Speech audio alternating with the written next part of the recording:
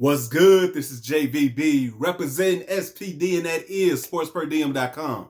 New GM Ryan Poles and new head coach Matt Eberflus were introduced to the Chicago Bears formally on Monday. So new GM Ryan Poles, he did go out and say that Matt Eberflus was his first choice. Now, should we believe him or not when he say that? I'm going to believe what he said because, it's probably true. Because when you hear Matt Eberflus speak, you hear the passion in this man's voice. Matt Eberflus is a defensive guy, so he has that mentality from the get-go. I'm cool with that. Because as I said after Matt Nagy got fired, it was too much buddy-buddy going on. It was too much let me be your best friend going on. This was a very undisciplined team under Matt Nagy. Now they brought in a guy, Matt Eberflus, who's going to hold these guys accountable. He's going to hold guys accountable who's not putting forth the effort. And it does sound good right now, and who knows if all this talk is going to actually translate on the field. But I like to hear things like that. It don't matter how much these guys are making,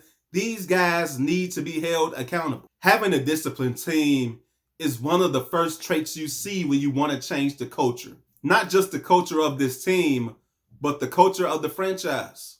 So I know it's rah-rah and it sounds good right now, but I like what I heard from Matt Eberflus. Guys need to work hard. Guys can't be taking shit for granted. And if those guys don't want to fall in line, get rid of them. But Matt Eberflus, he was a defensive coordinator and he ran a 4-3. This team over the last several years, they ran a 3-4. Am I too concerned about that? No, I'm not. On your ends, you have two of the best pass rushers in the game in Robert Quinn and Khalil Mack. In a really good to great 4-3 defense, it starts with the middle linebacker, and fortunately for the Bears, they have one of the best middle linebackers, if not the best middle linebacker in the game, in Roquan Smith.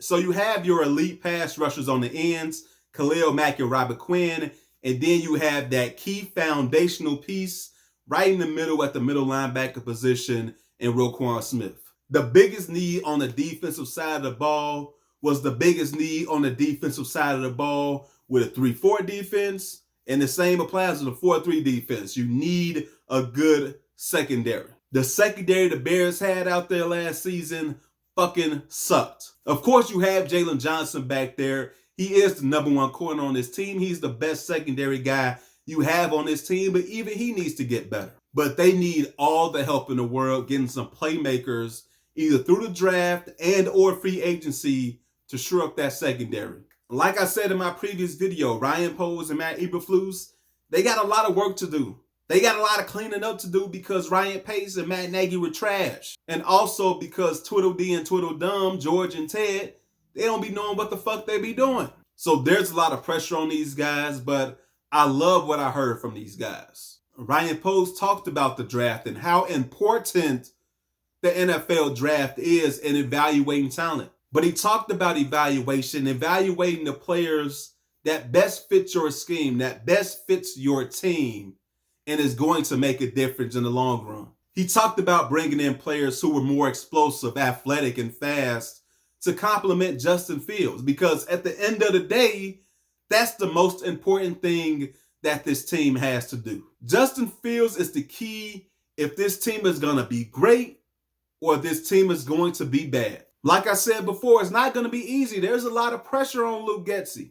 We have to see if this guy is really that good and he can get to Justin Fields and mold Justin Fields to the quarterback that we think he's going to be.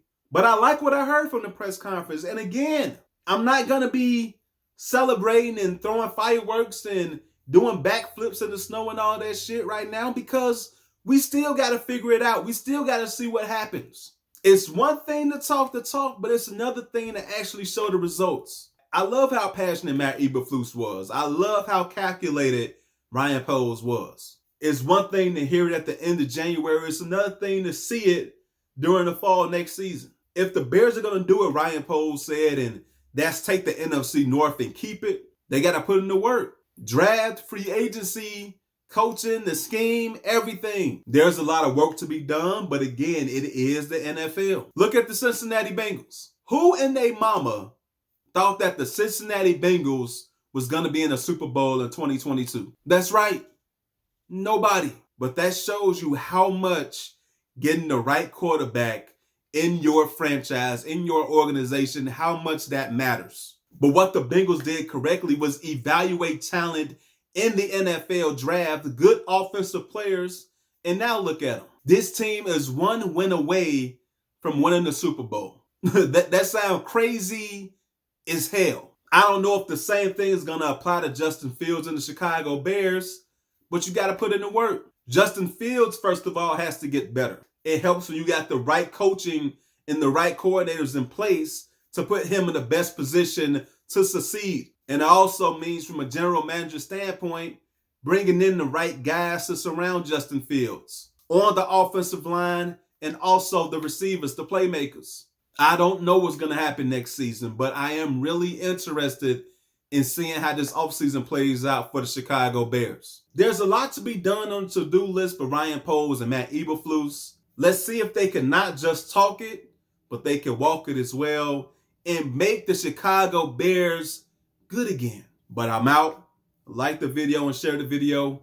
And do not forget to subscribe to the channel. Until next time, take it easy. God bless. Peace. Bed down.